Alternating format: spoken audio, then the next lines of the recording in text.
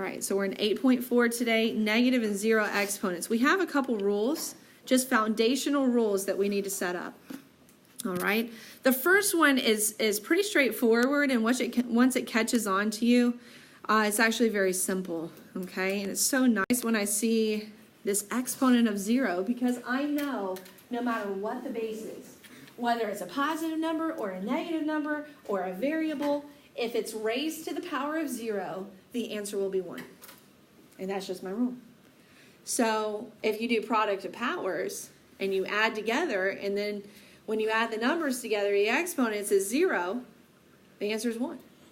Okay? Any base raised to the power of 0 will equal 1. Now we get to the negative exponents. You see how we have 3 to the negative second power. 3 to the negative second power. Now I have a base being raised to a negative exponent.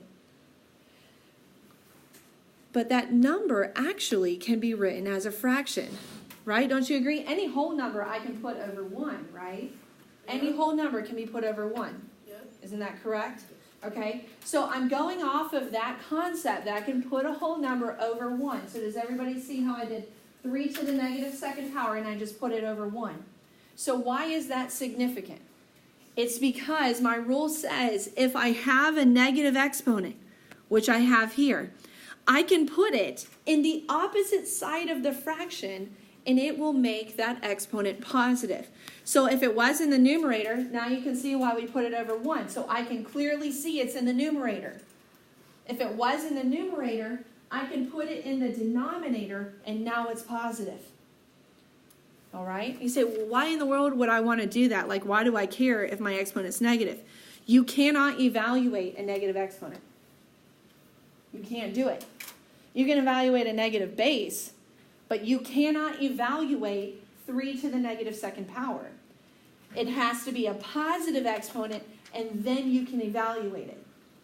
All right? So once it's in the bottom and it's positive, now I can evaluate this. Okay?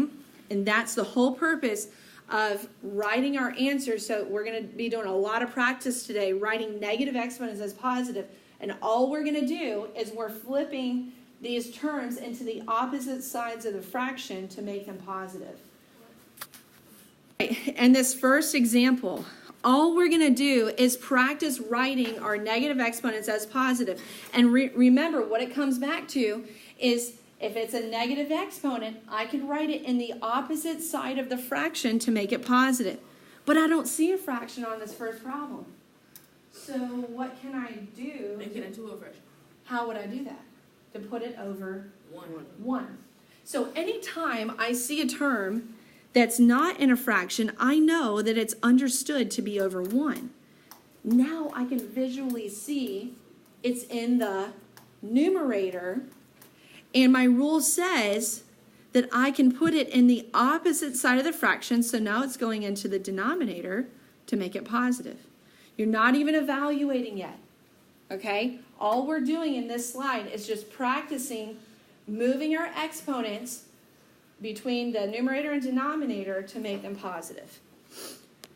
So now, in the second one, 1 over x in the negative third, where do we see the negative exponent? In the denominator, right? So to write it positive, so my rule is not write the exponent in the denominator to make it positive. It's write it in the opposite side of the fraction. So if it's in the denominator, where's it going? Numerator. To the numerator, okay? So now you're just moving x to the negative third into the numerator, and technically it's over 1 still, right? But do you need to write that? No. All right, try to do the next one, this third one down, 1 over y to the negative fourth. All we're doing, like I said, write the exponent as positive, okay? Write it as a positive exponent. So what'd you put? Y to the fourth. Y to the fourth power. Y to the fourth power. Now, if I said y to the fourth power over 1, is that still correct? Yes. Right, but if it's over 1, that's understood, okay? But I do know y to the fourth power, he moved to the numerator, just the over 1 part is understood, okay? Question. Okay, what about c to the negative fourth? What about c to the negative fourth? How can I write that as a positive exponent? Josh? 1 over C4. Yes. Because I don't see a fraction there, I know it's over 1, so I can flip that fraction and write it with a positive exponent. And if I knew what c equaled, then I could keep evaluating. But I don't, so I'm done. All right, Connor, what about that last one? It's 1 to the 5th to the second power. 1 over 5 to the second. 5 to the second power. Good. Okay. All right. We good there? Okay, so one term being raised to a negative exponent. Okay, next slide. All right, so now what we see here is we see multiple terms being raised to a power. Okay, x to the third and y to the negative second. What I need you to understand here is that when your directions say, write the answer using only positive exponents, that's what it's going to say. Well, what is x? X is already a positive exponent, isn't it? So when a term already has a positive exponent, you can leave it alone. You don't have to do anything to it. You can leave it right where it is. So when I look at this first expression, the only term that needs to move to the other side of the fraction is what? The y. The y. The y is the one with the negative. Now remember, this whole thing is over 1. Because it wasn't in a fraction, I know that it's over 1. What I'm saying is, if the exponent is already positive, I leave it right where it is. I only move the term that had the negative exponent.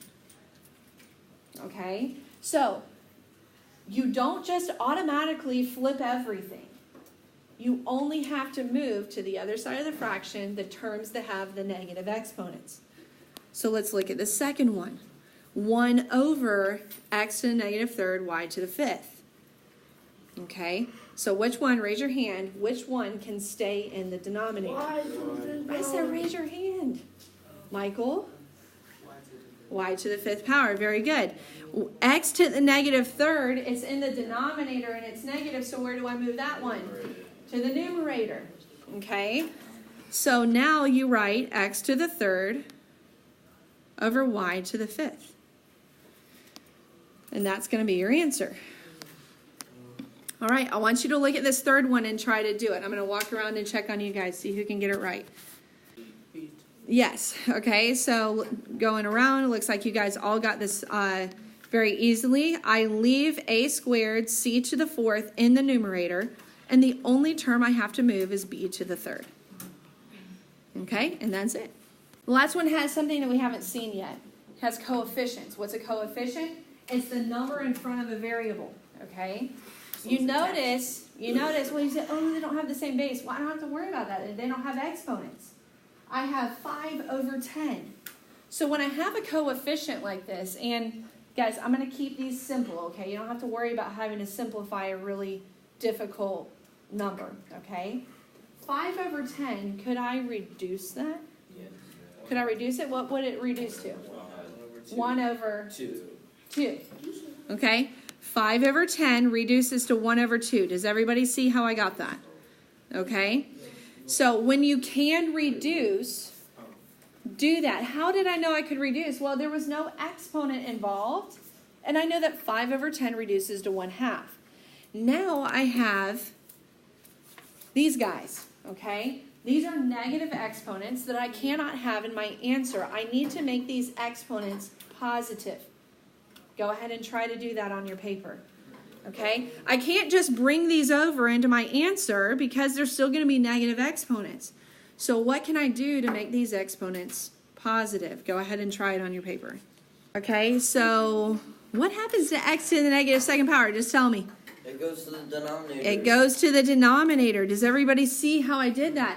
X to the negative second power was in the numerator, so I can put it in the denominator to make it positive. So what do you think is going to happen to y? Guys, so it's like they switch, right? Okay, y to the third power.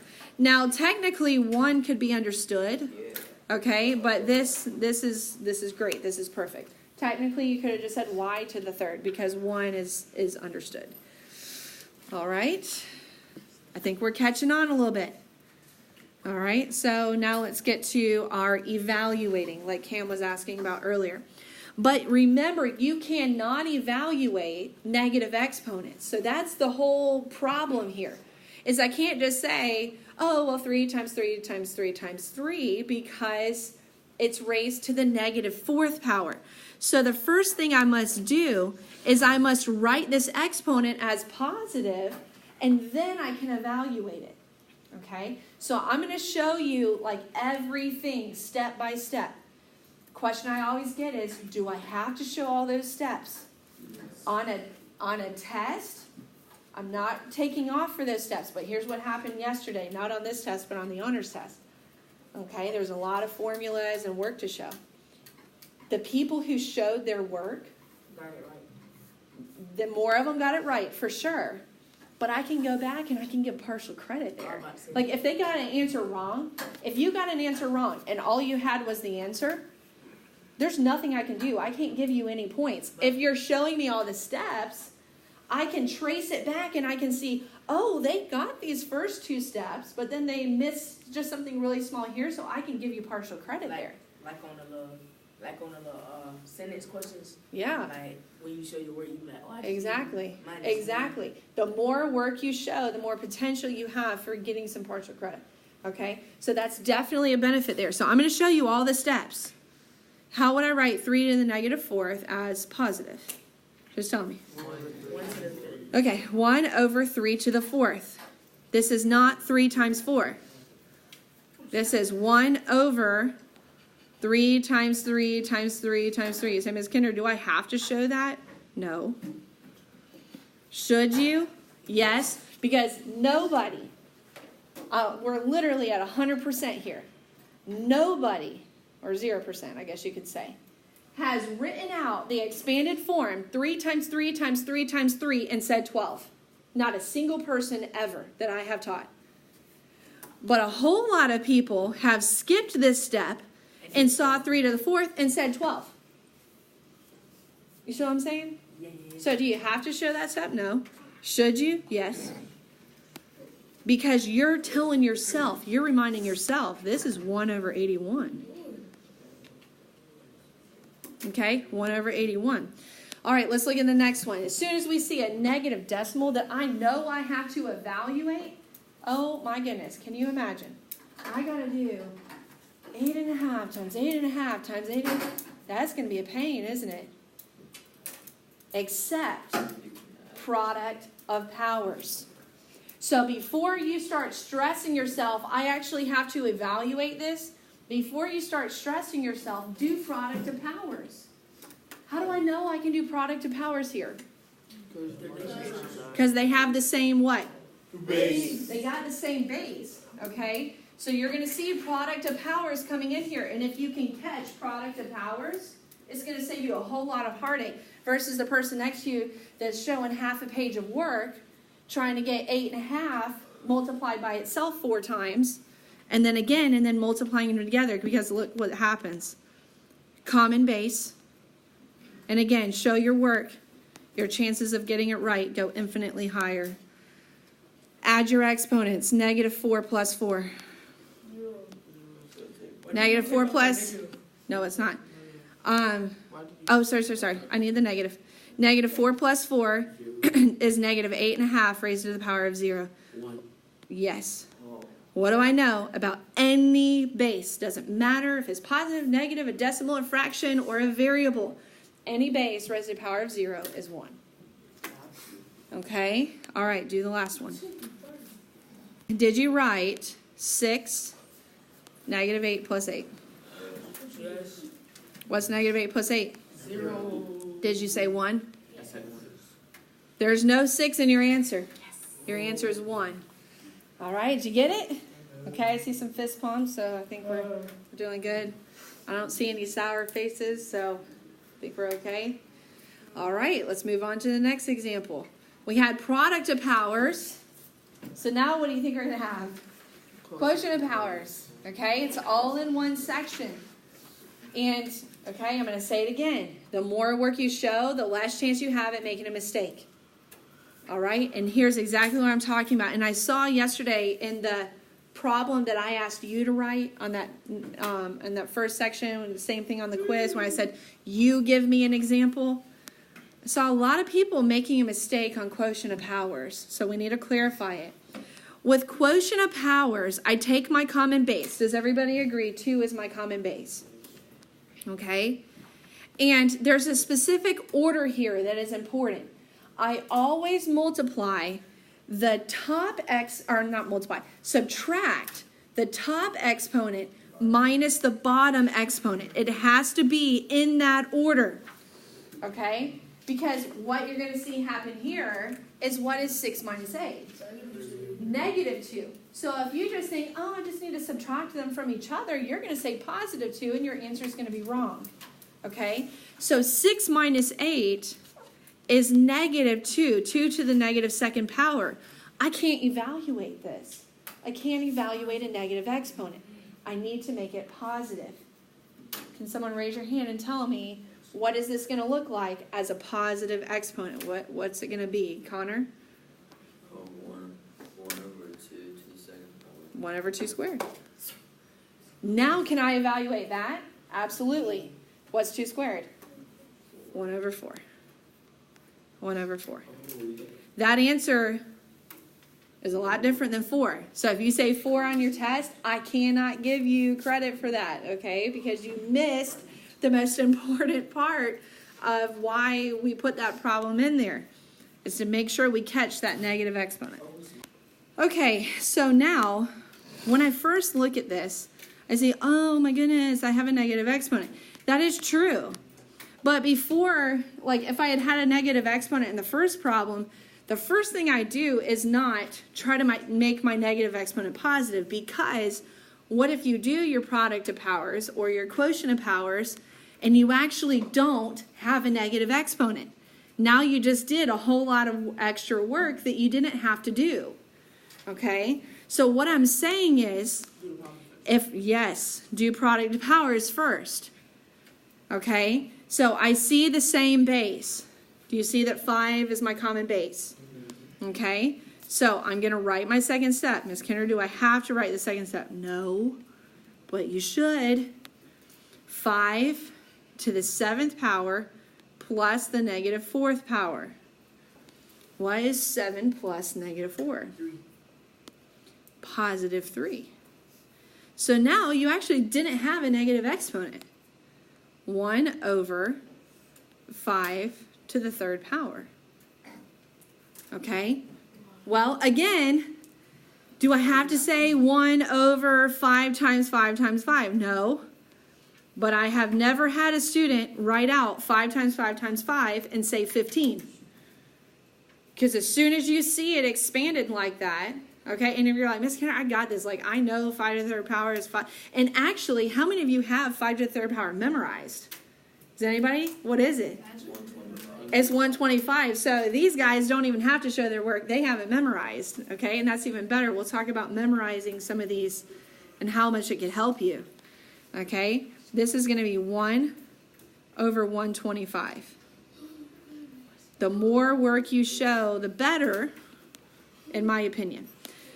Okay, next one. Go ahead and try this one. Go ahead and try this one. Just see, if you're confused on it, just hang out for about 20 seconds and then we'll go over it. Okay, here we go. So common base, -3.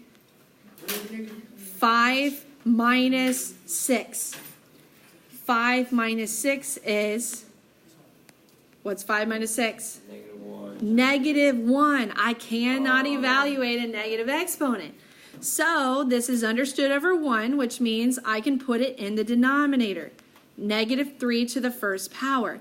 Technically, this is not my full answer. This would be like a -1 because I can evaluate this. What's -3 to the 1st power? -3. So the fully correct answer would be 1 over -3. The parentheses are gone because I evaluated it. Good job. Good job. Yes. Okay, next slide. Simplifying expressions. Now, remember in the second slide when I had one term raised to a power and another one, but only one of them was negative type thing. Okay, so what you need to understand here is -5 is not raised to the power of 0. What is raised to the power of 0? X. Okay, so I'm going to show you the expanded version so you understand that there are actually multiple terms in this expression. This is the same thing as -5 times, so there's your dot, whoever was asking about the dots, times x to the power of 0. You need to understand this is the same thing as this. All right? So you don't think -5 has a power of 0. It doesn't. All right? But now that I see it expanded, x to the power of 0 would be what? It would cancel. No, 1. It's 1. So now this is -5 times 1, which I can simplify. -5. Okay? So we must see the terms as individual terms. There will be parts of the expression I can simplify and then other parts that I just leave alone. Let's look at the second one. Is there anything that I could simplify with the 9? No. Like if there was a number in front of the y, then yes. But there's not. Okay? So the 9, I'm just going to bring over. The 9 I just bring over. But what about my y's? You can flip them. Not flip them. Not flip them. Before you start trying to flip things, you need to do your quotient of powers. That's what I was saying in the last slide. Always do quotient and product of powers first. Okay? So here's what it's going to be. Remember, you take your common base and you subtract the numerator minus the denominator. Does everybody see? Okay, so I did -3 minus 5. The numerator minus the denominator. Everybody see what I did there? Okay. All right, so now it's going to be what's -3 minus 5? 9y to the -8th power. Okay, but now here's my question, and it's over 1. Okay, because I moved everything up into the numerator. Does the whole thing need to be flipped? No. Do I need to move the 9 at all? Does the 9 have a negative exponent? No. So I'm going to leave the 9 right where it is. The only thing that has to move back to the denominator is the y. Okay? That's it. You have simplified the expression as much as you could. Okay? This is your final answer. All right? Okay, so moment of truth. Let's see who can get the last one right. Fully correct. So I saw a lot of different answers last hour. Let's see who can get the whole thing correct. All right, so many of you saw common base. What is 4 plus -7? -3 over 6, okay? So n to the -3rd power over 6. I saw a lot of these answers. All right, however, I can't have a negative exponent in my answer, so where does it need to go? Denominator. To the denominator. Does the denominator have a negative exponent? No. No, so it stays where it is. So now you have 6n to the 3rd power down here, but wait, what's left up top? Negative. I heard it. The understood 1 that was in front of the n. Remember, if there's no number in front of the variable, then the understood 1 is what's left. Are you going to publish this? Oh yeah, absolutely. Okay, 1 over 6n to the 3rd. Okay? All right. Nope. Okay, so let's simplify these expressions. I'm feeling good. I'm feeling good about this. I think you guys are going to do well. I want you to do these 3. You can have a partner. You can work together. I want you to do these 3 problems. These are definitely getting harder, okay? 8x to the -2nd power. Did y'all understand that was over 1?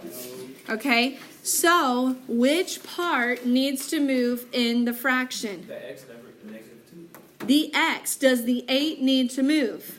No. The 8 stays on top, and I move x to the 2nd power to the bottom. All right, are we catching on to that? Which parts of the expression need to move? Okay, so now on the next one, this one was tricky because you had to recognize that b to the power of 0 is what?